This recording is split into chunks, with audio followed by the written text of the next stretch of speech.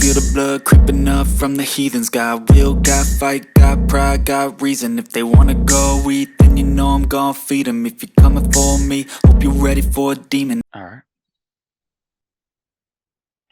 All right. Hey guys, welcome back. This is episode 3, and we've got a very special guest on our interviews today. We have Russell Tassin. A lot of you may already be familiar with him. He's been the #1 Chaos Space Marine player in the ITC. He's multiple times the #1 Black Legion player, and he's known for his Black Legion lists. And most recently in Arks of Omen, he's been doing really well. Russell, you're coming off of 2 5-1s and a 4-2 at events recently. Is that correct? Yes, sir. That's correct. That's awesome, man. Thanks for hopping on the show today to share a little bit of your wisdom and success with us and talk through how you did at the Rocky Mountain Open. So before we get into that, let me go ahead and share my screen here. All right. Is that popping up for you, Russell? Yeah, it's popping up. All right. You familiar with this? Yeah. Yeah. Oh man, why don't you tell us a little bit about how you've been doing? You put me on the spot there. I know I'm bragging about you a little bit. Yeah, no, I've been doing pretty good. Yeah, I started out with what was it? Heroic Scale Wargaming in Arks of Omen, and I went 5-1 there, and then 4-2 at Clutch, and then on to Denver the next week, and then went 5-1 there as well. So Good deal. I've been doing pretty good. Yeah. How many players were at Clutch? I think there was, I want to say 136, 138, something like that. Really good sized event. And then the Rocky Mountain Open was, I think, 145 people. Yeah, they're very close.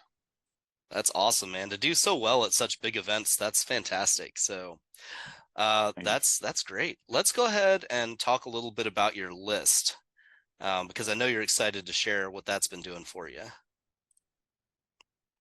So here we go. We've got your list popped up here. Is this the same list you've used at the other events, or did you tweak it slightly? Actually, yeah, I used the same list at all 3 events. I mean, they were so close together. Nice.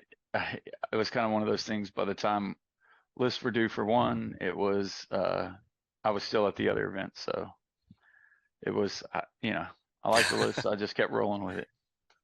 Very Matter nice. of fact, it's still labeled a Dragon's Lair Open, or it was Heroic Scale Open, but I still have it labeled Dio in my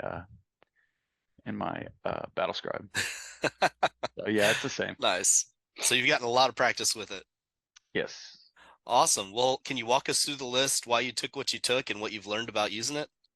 Yeah. So with some of the nerfs that Chaos Space Marines took, I wanted to lean into playing the mission, but still have the lethality that my old list had that I was using towards the end of last year. Mm-hmm. So there's some familiar things in there, and there's some notable different things that are missing, like not spending points on Terminators anymore. Which one thing I figured out is, like, if you're using the Terminators, it's not just the price of the Terminators. You've got to put the support in the Terminators to make them work, right? Which means Dark Apostle, or which I stopped using. Even at the end, I went 4-2 at LVO without the Dark Apostle using the Terminators, but regardless, it was still too many points going into them. When Abaddon literally can do the same thing but do it better, that the Terminators are doing, as long as you put some of that same support in, like the Master Possession. So the Master Possession's whole job is to support Abaddon via healing him, because I'm Black Legion, unlike when the fake Abaddons play with the other legions. And also it allows me to put a Feel No Pain on Abaddon, which anybody that's ran a Feel No Pain before that's the biggest thing for Abaddon. So then using my Nurgle Demon Prince, who I absolutely love. I think it's my new favorite model. I say new. I've been running him about 8-9 months now. I made him out of putty and clay and gave him his own Demon Prince name, and he's the roid, so he's the flying hemorrhoid. He's a flying pain in the butt, and I always have to show him off when I talk to people, because I love this guy. I mean, it's kind of hard to see him, but anyways, he's all putty and green stuff and There wings you go. and chaos spawn bits. Oh, there you go. Yep, And got these pictures ready to fire off. So Yeah, man.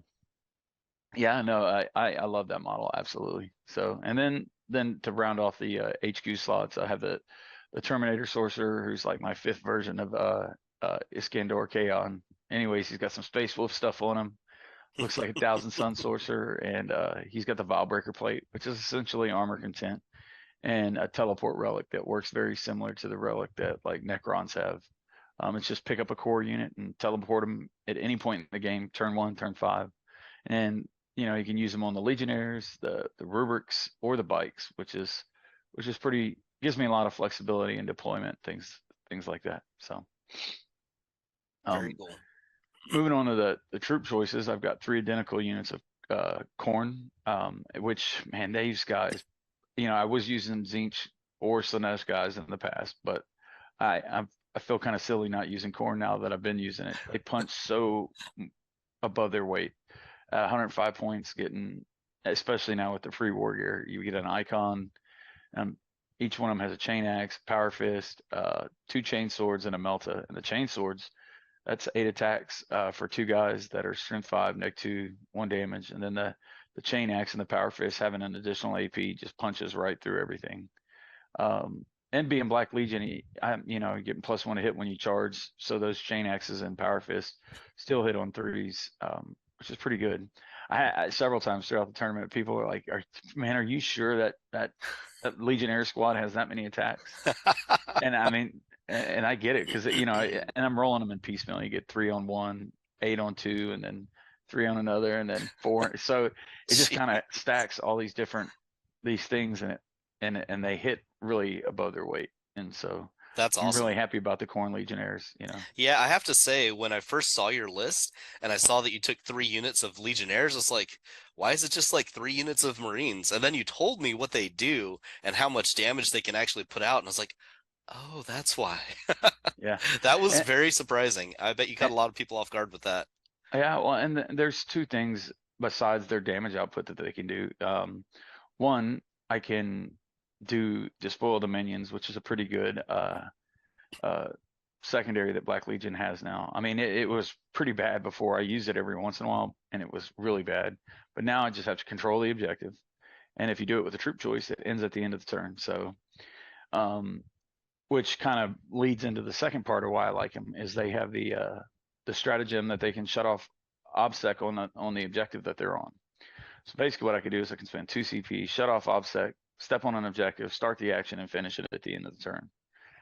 So it's like, not only did I take an objective, but I scored 4 points on a secondary with 1 squad of Legionnaires just by towing an objective. Jeez.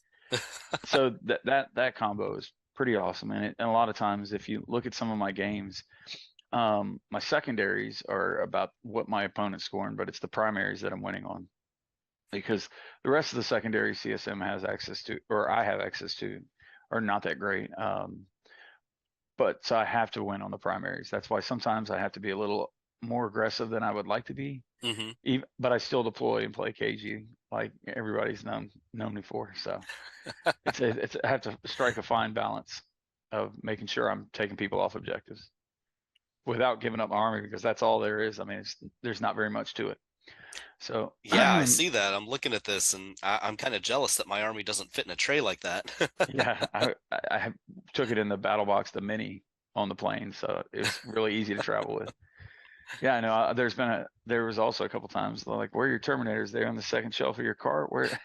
I'm like, this is all I got.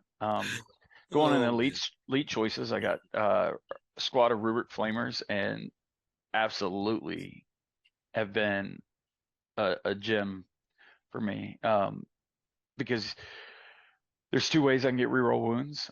Either one, Abaddon giving them Chapter Master, or them being close to Abaddon and shooting at the internal vendetta target, which is reroll all wounds against that target. oof. If you're within 6 inches against Abaddon. And at D6 +2 from Let the Galaxy Burn, if I rolled all ones, it's a minimum of 30 shots. Jeez. Now they've been an all-star unit for me sometimes, and they've also been a detriment, because you have to choose when you use them perfectly, or you're just like the Terminators, it's a chunk of points that you're going to throw away. How many And if points you is that unit? I believe it's I want to say it's 240 off the top of my Okay. head. So, but it's a good chunk of points and bodies that you don't want to lose in a list this small. Where they at? Yeah, 252. 252. Yeah, Gotcha. so they're pretty expensive. Now I'll tell you one game at a heroic scale war gaming tournament. I played Custodes and they ended up killing 6 units. It was a unit of bikes, 2 Venatari, 2 units of Custode Guard, and Valors in one game. Oh my gosh. What are the stats on those flamers? Is it multiple It's strength. damage or is it just one damage? It's strength 4, neg 2, 1 damage. Strength 4, neg So, 2, 1 damage. Wow. but when you throw rerolls on there and that many shots, they get the job Yeah, done. I guess the And dice add up. yeah, and I mean, like if you're shooting an Imperial Knight or something, you'd be Mhm. winning on 6s, so you veterans them and then reroll wounds, and it's still, they're still going to put out 10, 15 wounds to a knight. So, Yeah. And that which is AP2 is kind of like the right number for custodes anyway. yes, the only time Going it's not the right number is when you're playing Dark Angels because they got the storm shields or hmm or anything with a storm shield basically. Now, that being said, the decimators in the next spot, my elite spot, just chew right through things with storm shields. Because I mean, now this is something that I've used a lot in 8th edition, and then now, and I used to just to love them, but you can only put Demon Forge on one, and with Demon Forge, I would average about 7 mortal wounds. So hmm losing Demon Forge or the old iteration of it. Sorry about that. Let me grab some coffee. Yeah, because I Um, remember you liked these a lot before the codex change. And yeah. So then I think it took you a minute to hop back onto them afterwards, right? well, the main reason why I had to hop, I had a break was they took a while changing the keywords so they were even eligible to Oh, be used. gotcha. Gotcha. But one thing I noticed really fast as Black Legion, they averaged 7 with Demon Forge back in the day. Now they're averaging 8 because if you're shooting the closest target, I'm hitting on 2s, or getting +1 to hit. And then with Let the Galaxy Burn, they have exploding 6s from turn 2 on. Abaddon can put one of them in turn 1, so they average about 8 now, which is incredible with the Wow. exploding 6s. There was one time I even played against a Knight player and it spiked and did 15 mortal wounds. There's only it's 43 shots, which is a max of 12. So Oh my hitting 15 gosh. mortal wounds, I mean, which is devastating. So when you, especially I played Dark Angels once, and between the two of them, they killed 7 Terminators, and then my Khorne Legionnaires went and finished off the other 3 and took the objective. Ouch. So, I mean, yeah, that insult to injury. Here comes some Legionnaires to finish you off. So and then the bikes, or Zinch, which as well, which gives them an additional AP on the bolters. For 1 CP, I can extend the bolters to 30 inches, and now they're neg 2 with that strat. But the good thing about Zinch is it gives you access to Auspex scan. So my 2 most shooty units both have access to Auspex scan, which means it's a if the conditions are right, you can either zone out Barbican's key or some other teleport or drop pod to where they don't want to come in, or if they do come in, you know, you've got a ton of shots. Like if you come in with it, now granted, Barbican's key, those Kazakh can come outside 24 inches, but that's why I say the conditions right. Use the terrain and then the threat of an Auspex scan. You can really get them to hold a couple turns, hmm which has worked for me really well, except for um, the last time I played garbage. I was playing on conversion. They went first. They got pregame moves. So they were able to hit the corners and stop me from gaining board control. And that game got out of hand quick for me. So that was in Denver. So, but yeah, the conditions have to be right. So I used to love corner missions. I think now the way my list is built is, I want to stay away from the corner. I don't mind the middle to the middle of the corner. It's just the pure corners where you have the 9-inch circle in the middle. hmm You play that against guard and they have the right built list, you're in trouble, especially if they go first. That's anybody though. Yeah, that's fair. So All right. and that's about it. So Very cool. So what have been your most MVP units over the course of your last few events? I have to say, I couldn't give an MVP to anybody in this army because everybody in this army has a job. They hmm all punch what I feel above their weight. Um, like you know me, the cultists have always been my jam. They've done a couple superstar things in the last few tournaments. Like took a one took an entire squad of assault intercessors shooting at him, and I think I made like 6-up saves. It was silly. There was no way they should have survived, but they did, and that ultimately made a big difference in that game. Oh man. The Legionnaires punch above their weight. Decimators do amazing work. The bikes and the rubrics, just the threat of them being there and Mm-hmm. their capabilities and access to stratagems, you know. And then I'll say this: the Demon Prince is the best, because usually a lot of times Abaddon will get out there, get wounded, and have to hide, or just die, and then the Demon Prince is what finishes the game. And I mean, with him auto wounding, he doesn't care about transhuman, because I mean, Mm-hmm. when he hits, he wounds, and he ignores feel no pains, face caps, and now damage reduction. So Wow. it's just, if I can soften something up through shooting with either the bikes, decimators, or rubrics, when he goes in, he's going to finish whatever's left. Very So nice. um, even the Master Possession, I love that guy because he's sneaky good in melee. If you're playing against a Psyker army, that Master Possession, when he hits you, he causes perils, and then when you're within 12 inches of him, it's perils +1. So he likes to kill. Yeah, he hasn't seen as many fly rints anymore since Arks Omen came out, but Uh-huh. he used to love to step out and tap a fly rint just to show that you know what he's Oh capable man. of. So Now, one quick note on those cultists. I believe you do something a little bit different when you run them with flamers. Is that right? yeah, I do have flamers on. Flamers are free now. So but again, I used to get a hard time because I used to throw flamers on them all the time.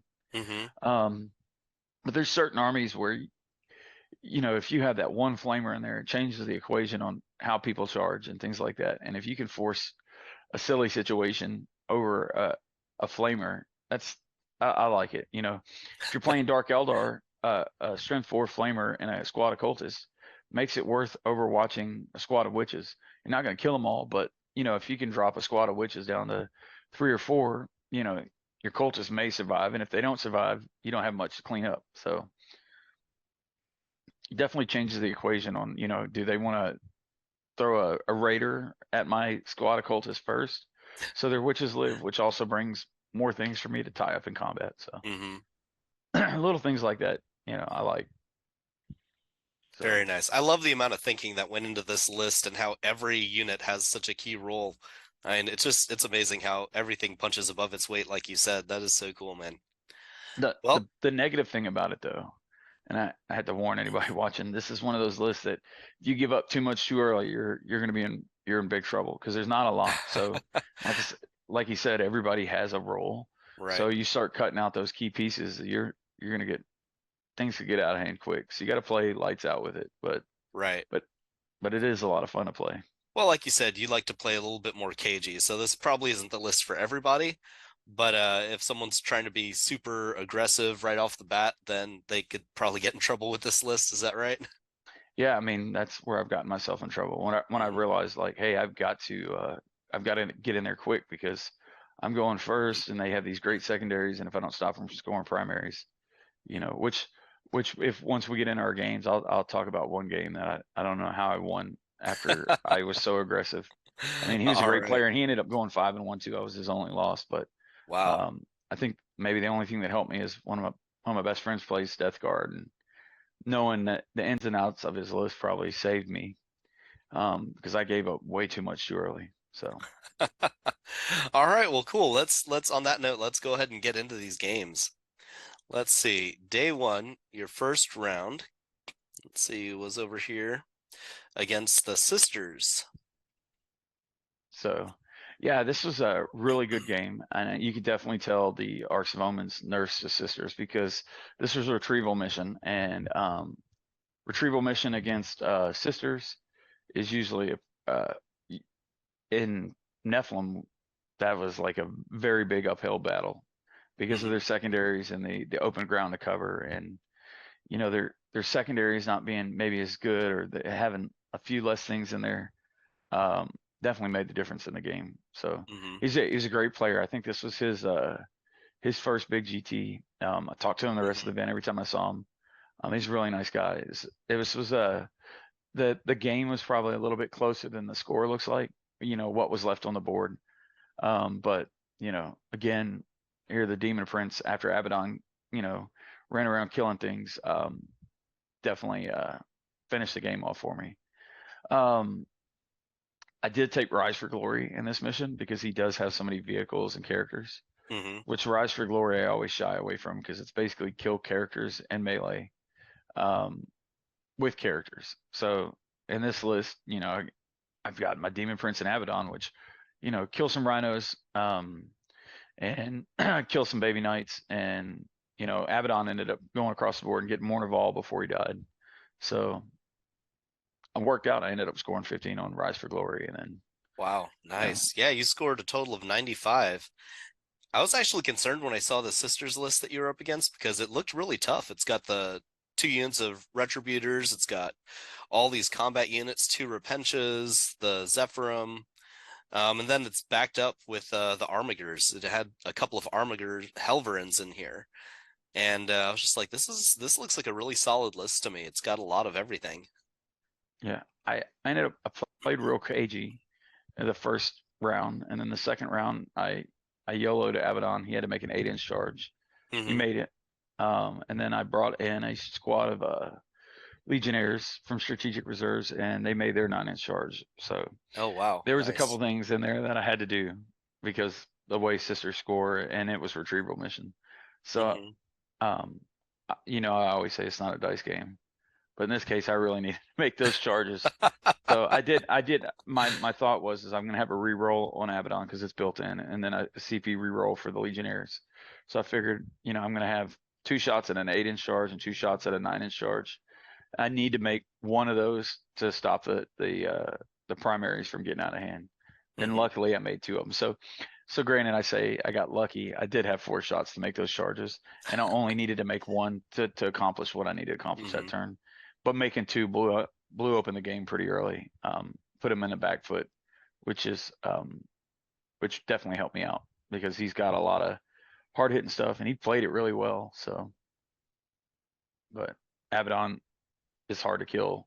And the one thing that he was lacking that most sisters lists have that actually gave me a little bit more freedom to do things is the dogmatas did not have the that that out of phase 3 damage smite that they could do to chaos, which a lot of dogmatas run. Oh, yeah. But the thing that I've noticed is there's been a lot less people teching for things like Abaddon or Cetans because they're just not out there anymore because Abaddon's too expensive to run unless you just love him, or you're playing Black Legion. Hmm. And then I haven't seen very many Necrons at all since the Arks came out. So Yeah, same.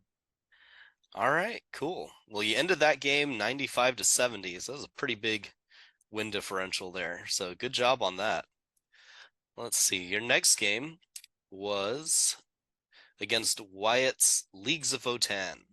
So you played some leagues. yes, And so he had only 2 units of the Pioneers, it looks like. mhm. Interesting. But he had a full unit of Hearthguard, some warriors, the typical characters, and 2 land fortresses and the Thunderkin. Okay, so 2 land fortresses. That's where those points went.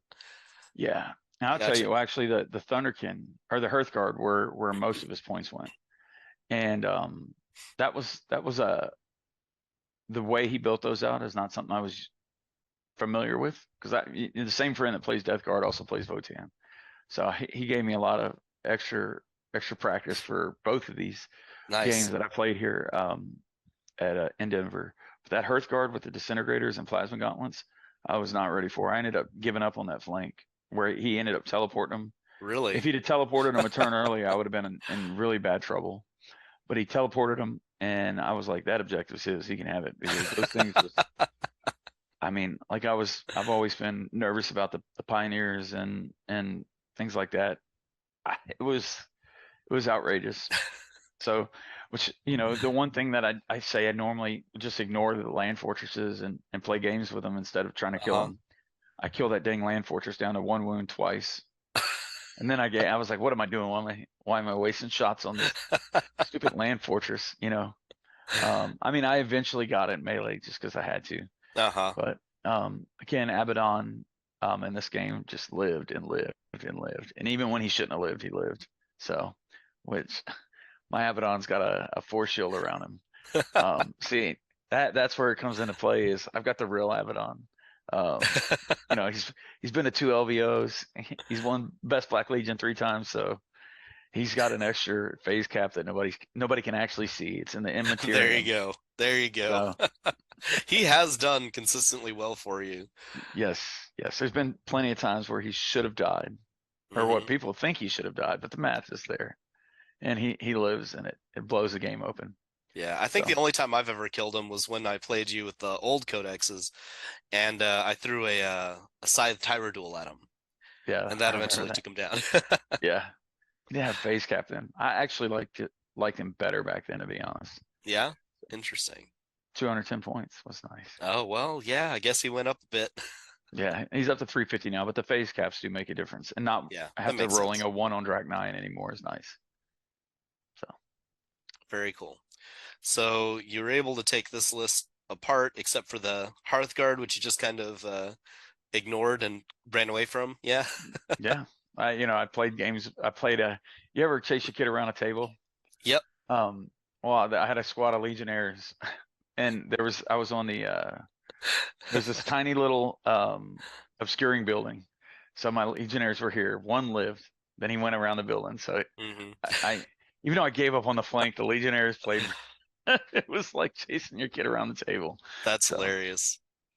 So yeah, I mean, once you take out the land fortresses and the Hearthguard, there's not much left to this list. It's just a handful of small units, and I imagine you're able to take those apart pretty easily. yeah, it wasn't too bad.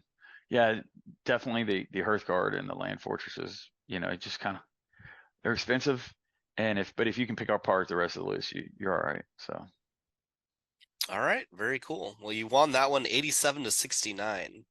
So that was a good win there. Let's see. What did you play next? Let's see. Oh, you came up against an Astra Militarum list. But mhm. this one was different than what I'm used to seeing. This was a whole ton of deathcore. Yeah, it was a very fluffy list, and it was gorgeous. I have to tell you, I wish I should have took a picture of the guy's army. It was true deathcore Creed. His Medusa carriage battery, I think, or no, which one was it? It was big Forge World tank that had a giant The flamer on it. Malkador? The Yeah, maybe Infernus, Malkador Infernus, yeah, yeah. dude, that thing, it was so gorgeous. I mean, it was a really pretty army, and a lot of things did not go his way in this game. I mean, guard is guard. I mean, he was scoring his secondaries, but it's what made this good for me was this was data scry. So I was able to stop him from scoring primary several turns or hold him to 4. And Mm-hmm. ultimately, that's what made the difference in this game. So I was, and because there's so many no man's land objectives, I can just spoil the dominions all over the place. So, and then, yeah, that made it. And then, I think I did Long War in this one as well. So that this mission really supported playing against guard. And granted, yeah, he doesn't have the Kazarkan or any of that, but Mm-hmm. I'm telling you, those Medusa carriage batteries, good lord. And Oh then yeah? his even the Thud guns, the quad heavy launcher batteries. I mean, it's just everything they were shooting at, was dying.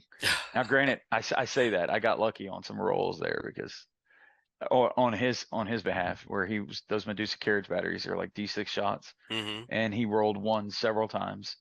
So he did re-roll, and he re-rolled them into fives. But what was doing is it was costing him a lot of command points to keep their output going. So in that sense, I was lucky that he was command point starved, and I was able to, um, like I say, play the objective game.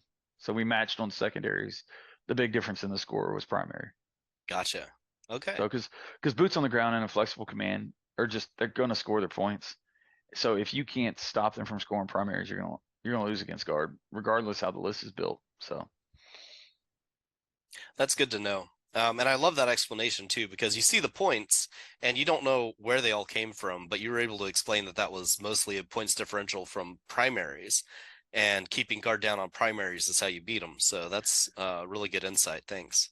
and I'll say this: had I played him in like conversion, which was when I played the next guard player, I think even this list would do the same thing. It's just they're gonna get the primaries on those type of missions. Mhm. Because like I said, this mission was hold 2, so I was able to use my legionaries to still and cultists to still and stop, But yeah, so All that was right. a good mission to play guard against, I'd say.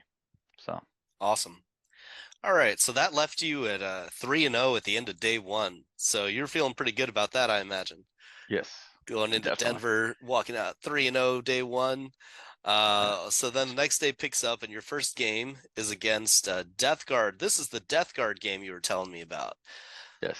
So this guy's Deathguard list, he's got the Demon Prince, Plaguecaster, 2 units Plague Marines, 3 units of Poxwalkers. He's got the Tallyman, Blightspawn, Deathshroud, and Blightlord Terminators, 2 drones, 3 Chaos Spawn, the Mephitic Blight Haulers, 3 of those in there, and then 2 Plague Burst Crawlers. I've been seeing a lot where it's just 2 Plague Burst Crawlers in like every Deathguard list I see lately. I'm not sure why 2 instead of 3 or what they're doing there, but that's pretty common for me to see. I think just like the decimators, I mean, there's a conventional wisdom that say, oh, this Plague Burst Crawl is really good because the points are cheap. They have indirect, they have really good direct, and they're just hard to kill. They have a similar kind of threat that decimators do, but cheaper. But the thing is sometimes 3 is too many because you end up Mm-hmm. 145 points. Like if you look at the rest of his list is similar to mine, where everything in the list has a role, and if you take one of those units out, then to have a third Plague Burst Crawler that you really can't hide, then it. So I think I see the reason why you see 2 Plague Burst Crawlers in a lot. Mm-hmm. So And he this said was a Jeffrey, he also went 5-1. Is that yes, correct? he went 5-1. This was abandoned sanctuaries, and I'm telling you, the only reason why I beat him is because my buddy Jason Wood um, played a very similar type list to this, and have mad respect for Wretched and the Plague Skull and all that. I was like, walked to the table, I was like, which one's got the Plague Skull? I know about the Plague Skull. So the Plague Skull is a movement thing that just can drop mortal wounds on a unit, and that's the type of things that hurt Abaddon. So I figured if I was going to lose Abaddon to the Plague Skull, then I was going to be super aggressive and just go kill the Plague Skull and then let everything clean up Abaddon after I kill that guy. Mm-hmm. This was a Wretched play company, which is deceivingly really good at pumping out mortal wounds in the psychic phase because that Plague caster gets bonuses to casting, but when they're successful on a 7 or better, he just mortal wounds to the closest unit. And I don't even think that part needs line of sight, the Nice. mortal wound part. It's really good, and that's also where I think that's where his Plague Skull was. Yeah. So at one point I YOLO'd Abaddon over there to kill the Plague caster, knowing that I was going to fight last, but I had enough wounds to take it. I split my attacks between the Plague caster and the Demon Prince that heroically intervened or whatever it was, and I dropped the Demon Prince down to, I think it was 2 wounds. It was just basically he made a bunch of inbones, and Mm-hmm. it is what it is. But so Abaddon subsequently died in another charge phase because he fell back with the Demon Prince. But because it was abandoned sanctuaries and he went second, I was like, well, if I do not clean or kill this army, there's no way I can win this game. Because abandoned sanctuaries is the Dawn of War with the 3 objectives in the middle Right. and 1 in your own deployment zone, and holding that objective in the center. At the end of the game, you get 5 points. Mm-hmm. So if you go second, a lot of times you get 12 plus 5. So you're getting 17 points on primaries. So knowing that I was going first, I was like, man, if I wait till the end of this game to be aggressive, he's going to score 17 points on primaries because he's going to pick me apart. So this is that game that I was talking about earlier where I got really aggressive really quick, which cost me Abaddon and the rubrics early. But ultimately, I think that is what made the difference in the game because I brought the rubrics in right outside of his deployment zone turn 1, and I dropped him into the what are they, the Blight Haulers.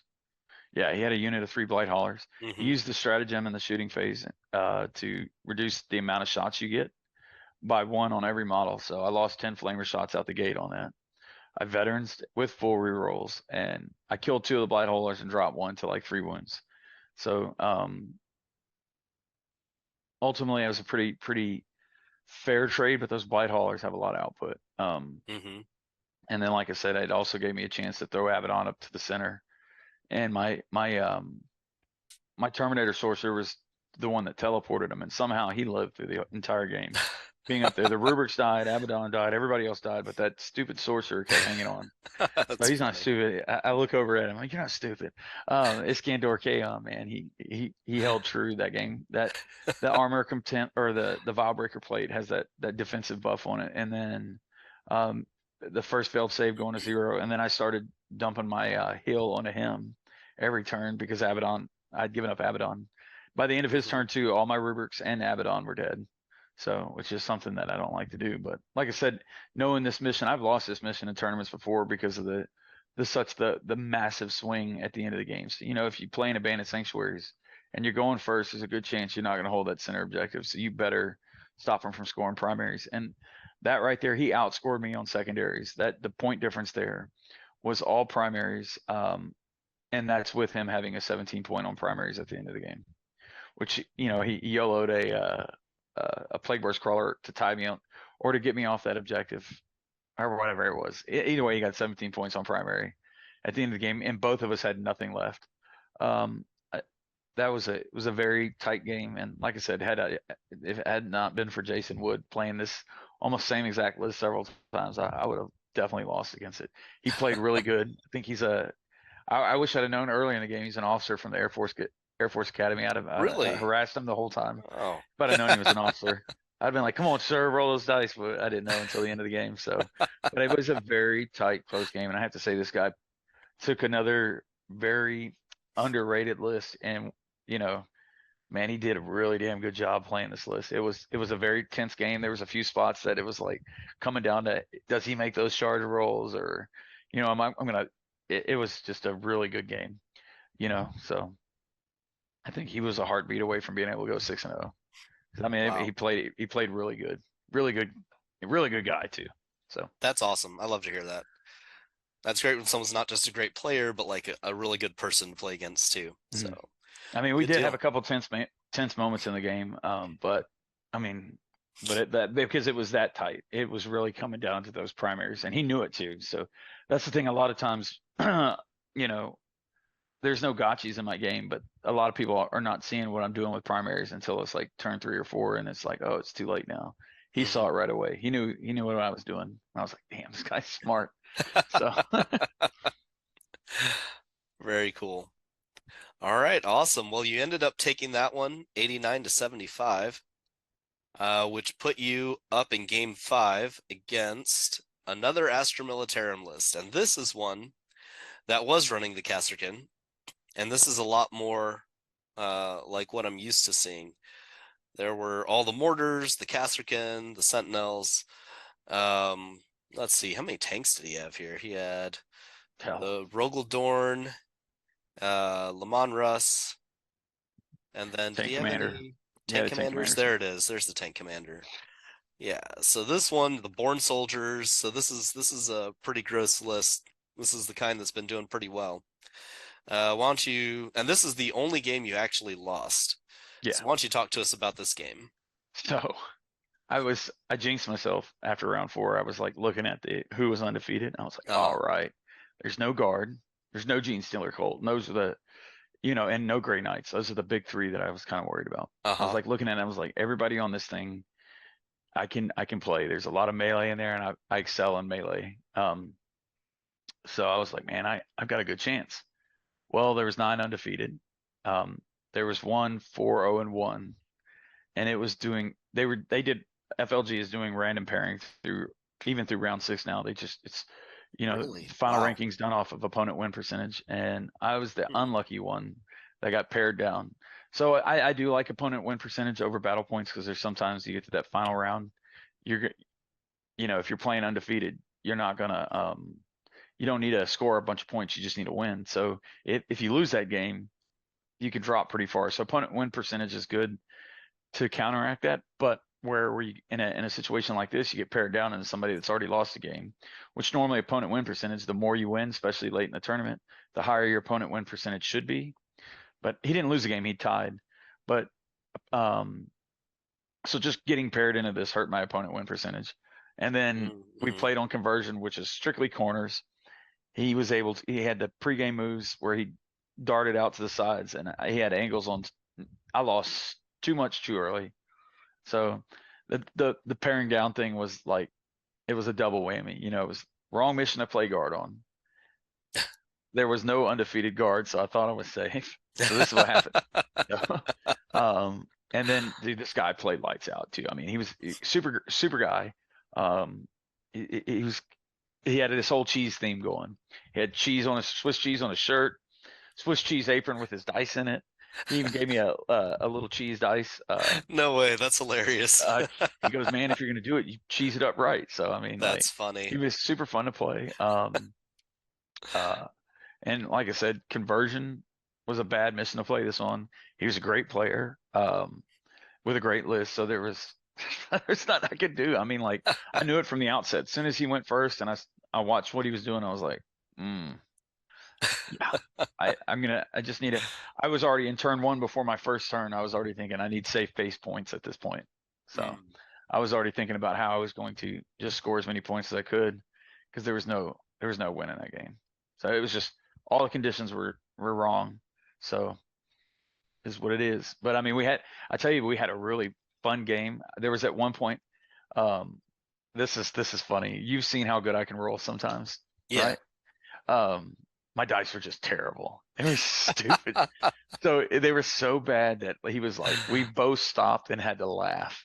And he was like, dude, you need a hug. These dice are terrible, right? That's hilarious. And I was like, I looked at him, I was like, why would I waste my good luck on a game that I know I'm gonna lose? I said, I'm saving all these I'm getting rid of all my bad rolls. That way when I go to round 6, I can just go ahead and go 5-1. I mean, See, they were that's what I was gonna abysmal. say. You're gonna get rid of all your bad dice in the game where you knew you were gonna lose it anyway. Yeah, exactly. And then so I Oh, mean, that's this good. guy, he was great. I was really rooting for him to win his 6th game. That way he could have been undefeated. He'd been 5-0-1, and that would effectively got him third. But he ended up playing War Leaders, and War Leaders got him. And I was sad to see him lose Lord his last game. Invocatus list. Yeah, well, I think I didn't actually look at the War Leaders list, but I tell you this, the one thing I really like about opponent win percentage over battle points is, how in tournaments where say you have a tense game, right? Mm-hmm. And you leave and you go on to the next table and you never talk to that person again, and you may never see him again because you've traveled. The one thing I really like about opponent win percentage is it incentivizes you to track down your previous opponents. Hey, how'd you do? Blah blah blah. And then you end up it furthers that good feeling that you can have in a game, to continue that relationship throughout the tournament. I mean, you should do that anyway, Mm-hmm. but I could see with opponent win percentage, it just felt like there was so much less saltiness by the end of a round 6 event. And Interesting. I want to say opponent win percentage probably has something to do with that. You could just tell there was a lot more making of friends at this event. And I'll have to say, like, it was a really, really good event. So Well, that's cool. That's very interesting. I know there's pros and cons to using battle points, and same with opponent win percentage, but I haven't played in any events where they do opponent win percentage before, so I find that very interesting to hear. But yeah, I'll have to check one out sometime. Very cool, yeah, man. I think that more and more events are moving over to opponent win percentage. Is that So kind of where FLG is going then, since yeah, this no, was an that's FLG event? that they're one of their Okay. TOs that I think's doing TO stuff for him full time. Basically said, yeah, this is for the foreseeable future. We're going to be doing opponent win percentage and random pairing throughout the event, which Interesting. makes sense. That means nobody can game the system at all. I mean, it's completely random, and you Well, that's true. so Very cool. All right, sounds good. Well, that puts you into your last game, going for 5-1 here, which you did into Orks, a triple kill rig list, no less. So there were 3 units of Squig Hogs, 3 kill rigs. You've got Zagstruck, some Beast Snaggas. Oh yeah, 3 units of Beast Snaggas, and triple commandos in here. Tell us about this list in this game. oof, I, I hung on by the seat of my pants to tell you that. I know the score doesn't look that close, but this was a close game. I was He actually a little bit nervous for you when I saw this was your last game that you were up against, this list. I was like, mhm. man, that list looks like it could do some damage to him. That looks a little bit tough. Yeah, it is a really tough list, and I think it's a pretty similar list of what ended up winning Denver. But I didn't look at the winners list. I know it was similar though. It was Goffs, right? So, anyways, this another really good game with a great guy. He now granted, I played Christian Rice at the Heroic Scale Wargaming tournament a few weeks prior. Very similar list to what this guy was running, and played Orks enough to know that like if you give them something early, they're going to call the wall, and then it's game on, right? So with it, this was what's the mission with the close objectives that everybody loves so much? Well, let me grab my book. I can't never remember the name of it because it's scarred in everybody's mind. It's mission 2-3. Good Lord, what is it called? The Scouring. Yeah, this guy right here. So the Scouring is a great mission for calling the wall early, because I mean there's where the objectives are all in the center of the table basically. So what I did is I deployed super defensively, or out of the game basically, because I was like, if he calls the wall turn 1 and he makes me pay like Christian Rice did, I'm gonna lose too much too early, and I'm gonna end up 4-2 at this event. So basically what I did is I put some cultists up front and the rest of it just far enough behind to make some tempting charges. And the gamble paid off. And of course, the cultists got murdered turn 1. But every unit that he tried to charge that were behind the cultist, he failed the charges. Even with here we go. I mean, there were a bunch of 8-9 inch charges that I left him with, and luckily, and my math was like, if he makes one of those, I'll be fine. If he makes 2 or 3 of them, I could be in trouble. And luckily, he didn't make any of them. So, which put him in a situation for me to strike back. And then with calling the wall, the longer after the wall is over, they become a soft target. So. And then Abaddon waded off into the kill rigs, and I think Abaddon killed 2 kill rigs. He killed the beast boss on the Squigosaur and the war boss on the Warbite. So he oh no, he earned all of his assassinate points right there. Jeez, Abaddon should have died again. Abaddon should have died. Oh man, a turn earlier than he did, but he lasted. I can't believe he walked through all that. That is nuts. I mean, he did the same thing with my game against Christian. He stood, he waded off into that stuff with the feel no pain, and with my master possession, I have Liber Hereticus. I can keep Liber Hereticus outside of the 24 inches, but also within the 24 inches of Abaddon. It's a manner of setting up those heals where they can't be denied, and resetting that phase cap on them. Sorry. But yeah, so ultimately, I saved my my rubrics and my Terminator Sorcerer to teleport until it kind of kept him holding some units that kept the wave of Orks off of me, and then soon as I thinned him out enough on the front, then I teleported and went back and started killing the what are those little guys called, the Gretchens. So I mean, just flaming Gretchens off the objectives, and then again you look at the primaries. That's where the game was won and lost on the primaries. Our secondaries were very similar on how many points we scored. Of course, he gets Green Tide and get the good bits. And I think that's the key to playing Orks is you gotta recognize early on, like, you're not going to stop the good bits. If you try to stop the good bits, you're going to get wiped. You're probably not going to stop Green Tide. All you can do is stop the bleeding. And then if you can hold off just long enough and piecemeal them as they come in their waves. And if you have some way to get in that backfield and start killing Gretchen in turn 3 or 4, then what you do is you're going to say, all right, you don't have my primaries anymore, and you don't have your primaries. So I was able to hold him to a 4, I think, in round 3 or 4, and then 4 from then on. And that was his goal, is to hold me to 4s, which he did. I think on turn 2, I only scored 4 on primary, but from then I think I scored 8, 12. So. And who went first in this one? He did. He did. So you were able to get those points at the end there. Yes. So yeah, I was. Well, I mean, I think the primary thing was already flipped by, I think, turn 4, because, like I said, he called the wall and I fed him cultists. Made it just tempting. I think that's the thing playing Orks. You want them to call the wall turn 1, but you got to set up for them to call the wall turn 1. Because I think what scares me is if they play KG 1 round and then call the wall. So you got to almost bait the wall out of them. So, which means you got to give something up to you got to entice them to call the law, but you can't give up too much. So there's Right. a fine balance of playing Goths. So I think I've played enough Goths like people like Jamie. Um, ah, he just moved up out of town. I miss that guy already. So, but Hmm. he's played his Orcs enough that he kind of trained me before Goths got real big lately in the last, I guess, 8-10 months. Orcs are all around just a really good list, and I think they're, you know, if I wanted to paint a whole bunch of another army, this would be the one I'd go to. I just really like the way they play, and they've got so many units to trade and have Hmm. fun with. So it was a really good game, really good guy. Like I said, all 6 of my games were really good games, and I enjoyed them. So That's great. Sounds like a really good event. it was great. I'm So definitely you going back managed to to take Denver. that one 87-64 and ended up 5-1, which was your goal going into that, if I remember correctly. Your goal was to hit 5-1 at Denver, Yes. and you did it. Look at that. Go back to this picture of your army because it looks so cool. Man, that's awesome, man.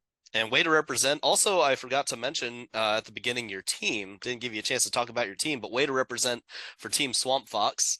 You want to throw a little plug in there for them? Oh yeah, man. I love the team that we got going. We got a good group of really good guys.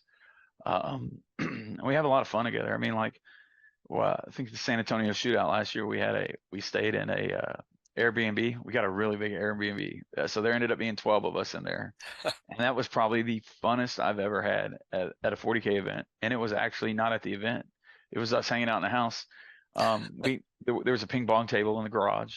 We brought terrain. So Friday night we were already playing games, hanging out, and some of the guys were drinking beers, and we just stayed up late talking and drinking and having fun. It was so we have a really good team of a bunch of family type guys on our team, and that way there's no pressure for the team and all that stuff. But yeah, that's pretty Yeah. decent sponsors too. Oh, wrong arm. Yeah, man, So there you go. I love it. So for those that don't know, I actually started playing with Team Swamp Fox.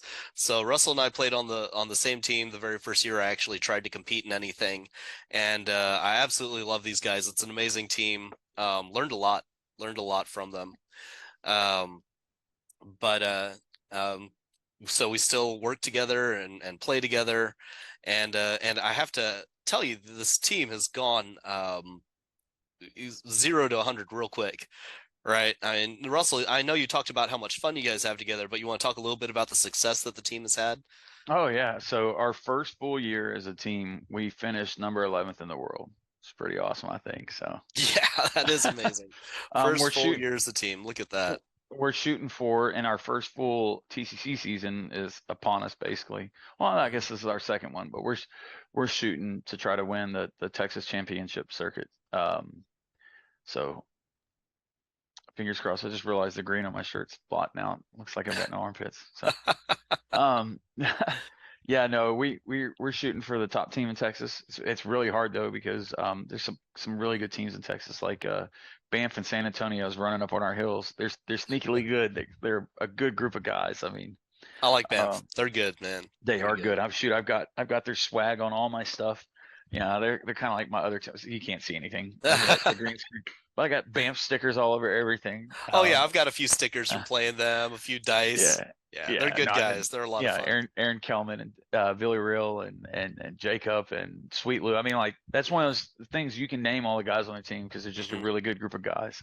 And then Right. there's Big D Energy out in Dallas, Big Dice Hmm. Energy. To clarify there. So, but no, that's another great group of guys, and they're not far behind us either. So I mean, Texas has got some real a real big competition running for those top 3 teams in the TCC this year. So I'm looking forward to seeing how it all plays out. Either way, like Big D's got a really cool team, really cool captain. You've met Apollo. Hmm. Apollo's just a really nice guy, made of gold.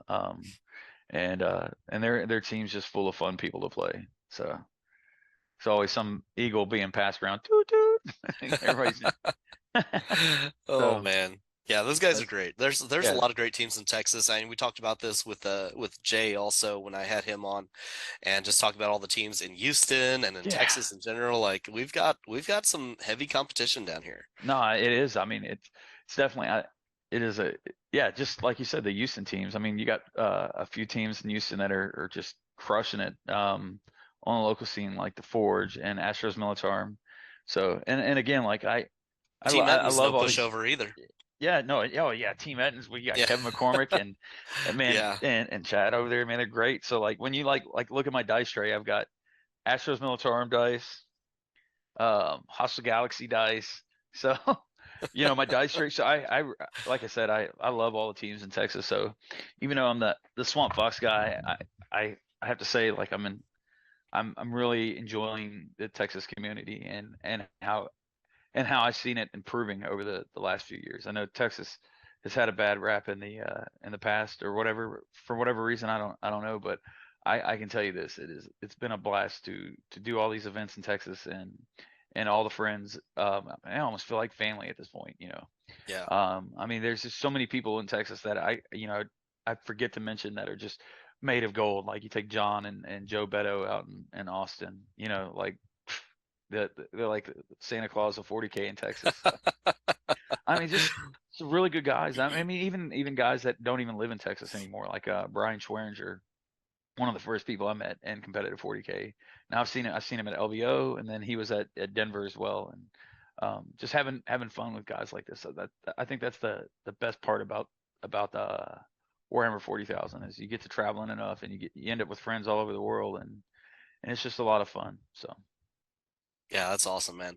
I know you mentioned that Texas had kind of a bad rep, but I never saw that. I started competing just a couple of years ago, maybe, and all my experience traveling around Texas and meeting people has been great. So I don't know what's changed, but it's all good from my perspective. Everybody's been so cool, man. I've met some great people.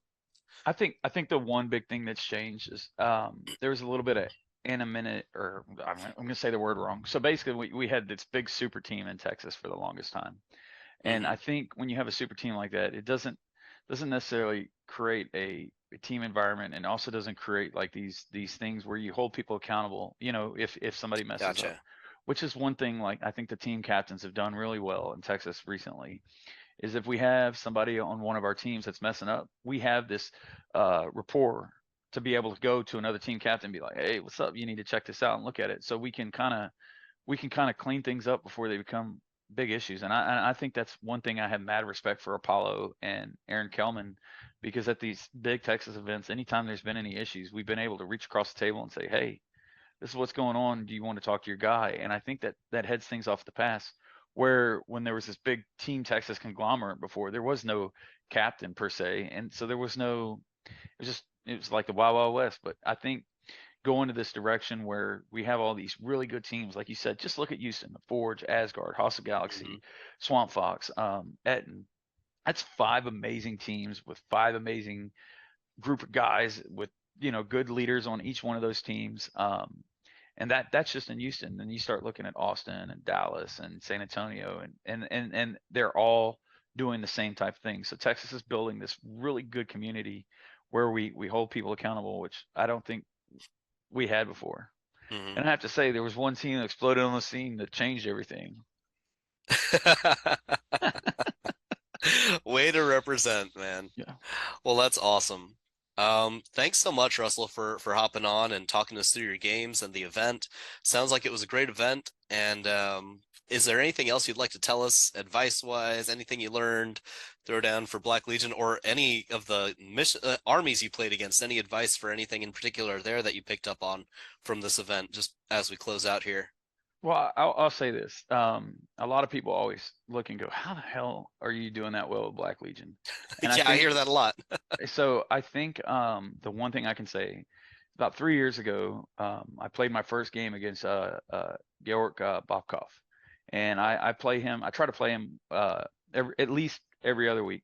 He's a great guy, him, and he was doing so well with like this crazy chaos possessed list in the middle of 8th edition when Iron Hands was the top dogs, right? And he was Uh-huh. doing. He went 5-1 at that LBO, and I was just like, "How the hell is he doing this?"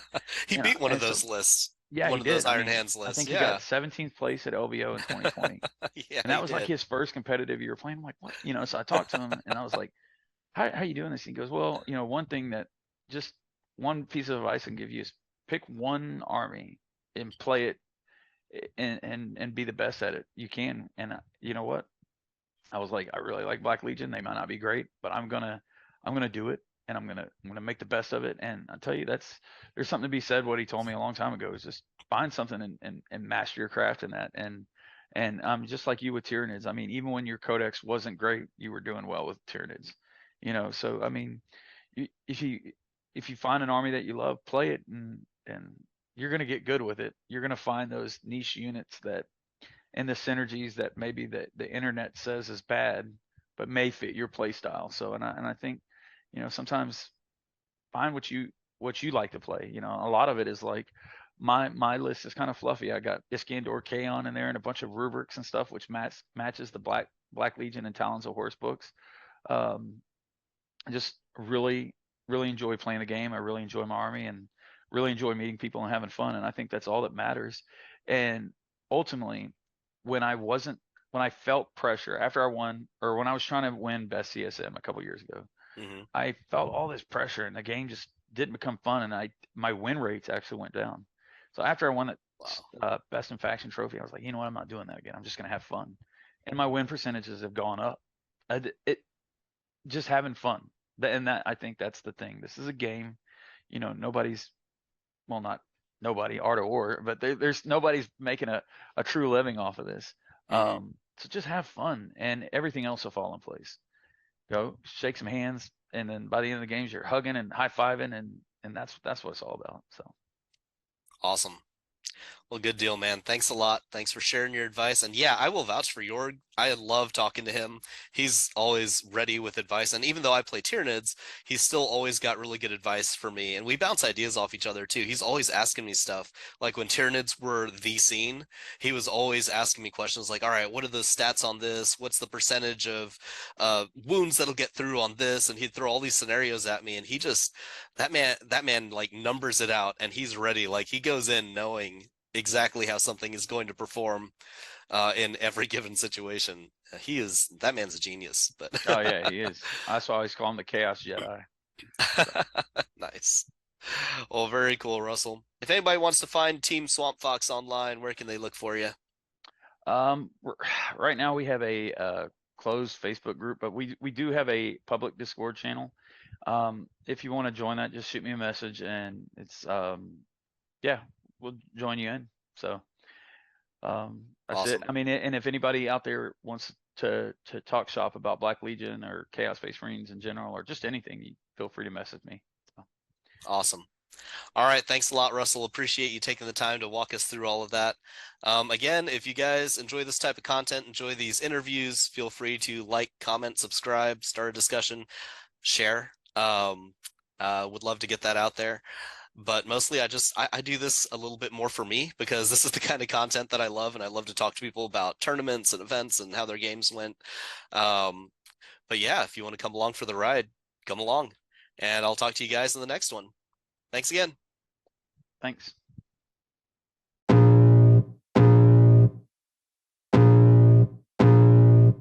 I can feel the blood creeping up from the heathens. Got will, got fight, got pride, got reason. If they wanna go eat, then you know I'm gon' feed them. If you're coming for me, hope you're ready for a demon. I got eyes in the back of my head, I'm seeing. Take me for granted and you know I'm leaving. I'ma take what's mine with the webs I'm weaving. I could take this crowd from seeing to believing. Got a taste for blood and my tongue keeps bleeding. From the words I spit, so sharp, so freezing, so cold. Behold, frostbite they feeling. I could tear you apart or I could go heal them. Don't believe in fate, don't believe in ceiling.